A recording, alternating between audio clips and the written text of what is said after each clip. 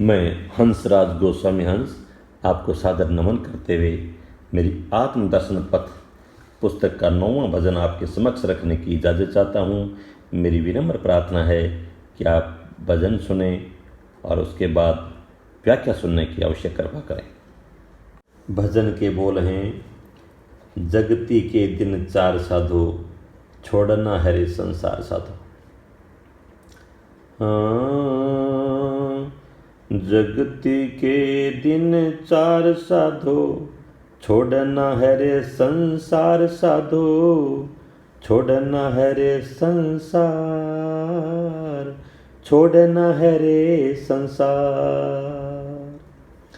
पहले दिवस ये फर्ज निभाओ, कर्मों के बस कर्ज चुकाओ, बस कर्मों के तुम कर्ज चुकाओ।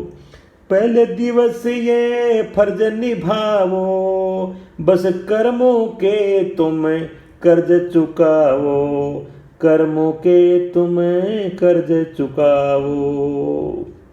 आगे करना नहीं है उधार साधो,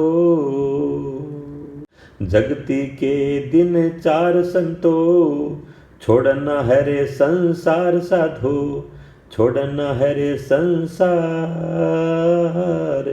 छोड़ना है रे संसार। दूजे दिवस में कर लो तैयारी, गुरु चरणों में ही मिलेगी सवारी।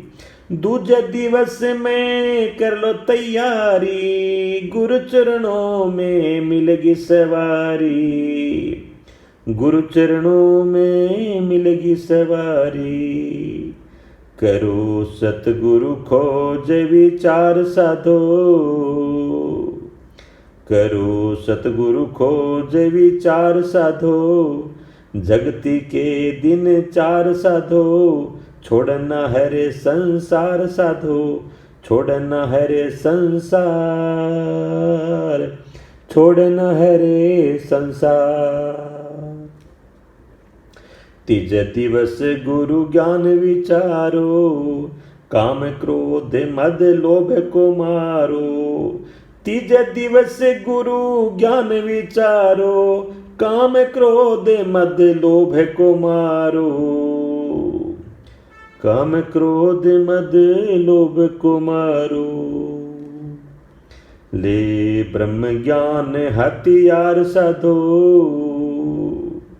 ले ब्रह्म ज्ञान हथियार साधो, जगती के दिन चार साधो, छोड़ना है रे संसार, छोड़ना है रे संसार साधो, छोड़ना है रे संसार, छोड़ना है रे संसार। चौथे दिवस में सीखो तरीका, अमर लोक रहने का सलीका। चौथे दिवस में सीखो तरीका, अमर लोक रहने का सलीका, अमर लोक रहने का सलीका।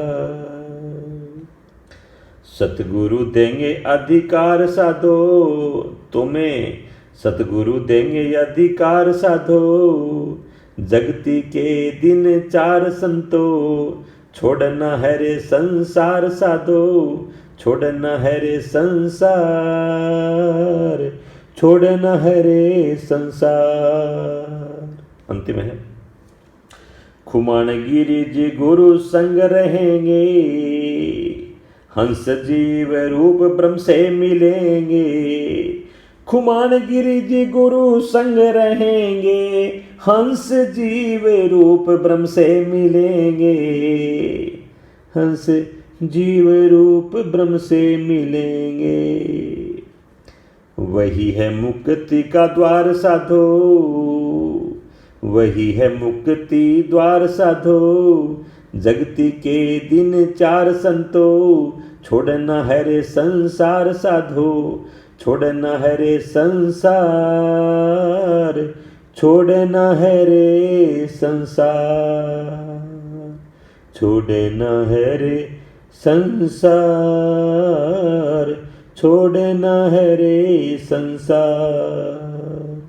सतगुरु निराकार। राधे कृष्णा सीताराम। जगती के दिन चार साधो, छोड़ना है रे संसार साधो।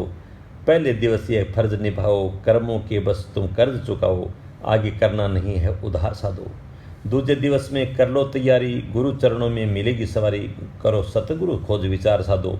तीसरे दिवस गुरु ज्ञान विचारो, काम क्रोध मद लोभ को मारो, ले ब्रह्म ज्ञान हथियार साधो।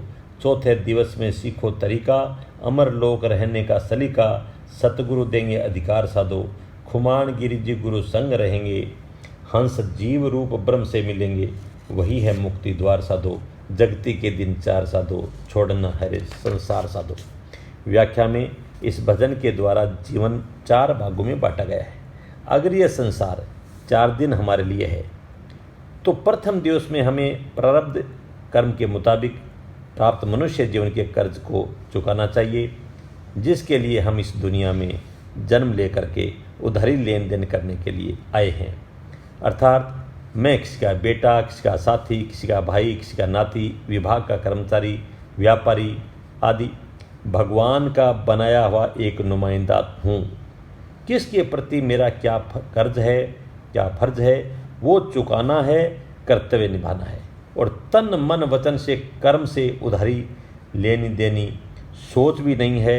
ये माना जाता है कि हमारी भली बुरी सोच के अनुसार भी कर्म बनते बिगड़ते जाते हैं, जिसका हिसाब भी हमें करना पड़ेगा। दूसरे दिन संसार छोड़ने की ओर इशारा किया गया है, अर्थात मरना ही है तो फिर मरने की तैयारी भी करनी चाहिए। उदाहरणार्थ माना कि एक व्यक्ति एक स्थान पर बैठा अपना लेखा जोखा कर रहा है, पास में छोटे बच्चे खेल रहे हैं।